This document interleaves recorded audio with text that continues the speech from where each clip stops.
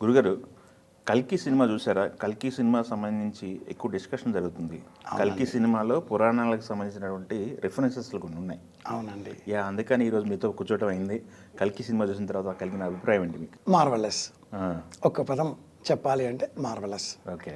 రెండో పదం చెప్పాలి అంటే ఒకనాటి కాలంలో మాయాబజార్ ఎలా మనకు మిగిలిపోయిందో కళాఖండంలాగా ఇప్పుడు కల్కి అలా మిగిలిపోతుంది.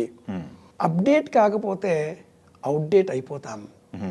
పురాణాల్లో ఎలా ఉందో అలాగే తీస్తే, అలాగే చెబితే, అలాగే వింటే అందులో ఎదుగుదల ఉండదు. పురాణాలు అన్న పదం విన్నాం కదా, ఒక పురాణం సరిపోదా?